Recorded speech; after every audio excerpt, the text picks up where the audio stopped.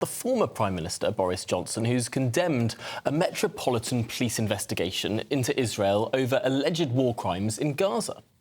Yes, Scotland Yard counter-terrorism police have launched an appeal for witnesses travelling through British airports to report allegations of war crimes and also crimes against humanity. The investigation is being conducted by the war crimes team within the force, supporting a case into Israel conducted by the International Criminal Court.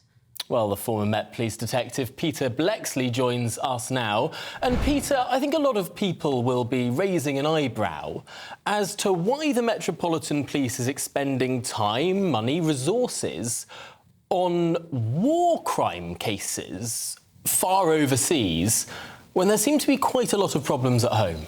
Yes, I'm sure many people will be shaking their heads, especially if they're victims of crime, in that they've had their car, their bike, their phone stolen, their house burgled, or they're a shopkeeper who suffers from rampant shoplifting, or, of course, like so many people, they've become a victim of fraud, because in those instances, in all reality, you will not get an investigation from the Metropolitan Police. In fact, they'll subcontract the investigation work back to the victims to get them to do it themselves. So many people are going to be aghast.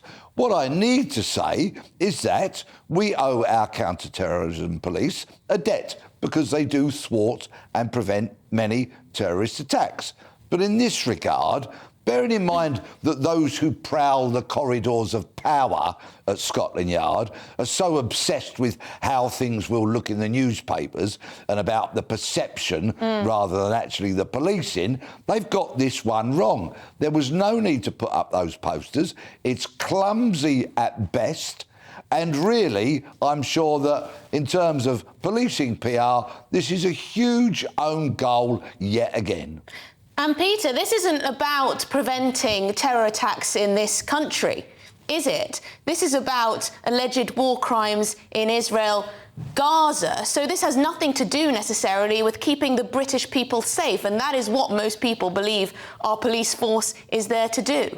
Exactly, to patrol the streets, investigate crime, prevent crime, lock up bad people. It's got nothing to do with thwarting terrorism plots on the UK mainland.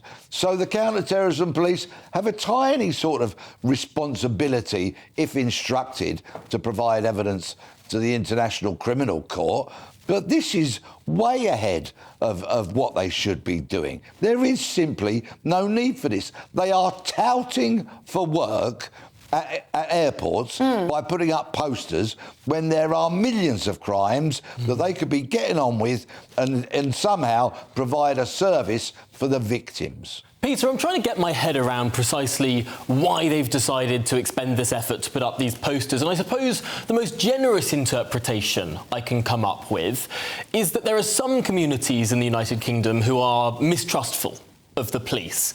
And perhaps you could see this as a sort of outreach exercise, building relationships with some communities and ensuring there is a level of trust or at least sort of understanding between the police and some communities. Please be careful, you're falling into their fluffy, liberal, wokey kind of trap that they're setting, that they want people to think that way, where really millions of victims of crime, not only within the Met area, but the length and breadth of the country, want police to do basic police work, prevent crime, patrol streets and investigate crime. And that simply isn't happening. The police turn their backs onto the crimes that affect the moderate mainstream of the UK, and consequently, the police have become utterly irrelevant to millions of victims. And now they go pulling stunts like this for whatever harebrained reason of their own that they've come up with, and they've scored a massive own goal.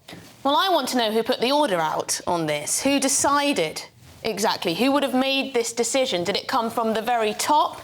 I don't know, Peter, but thank you very much for your time. Unfortunately, we've run out of time. Former Met Detective Peter Bleksley, always great to speak to you. I think it's absolutely ridiculous.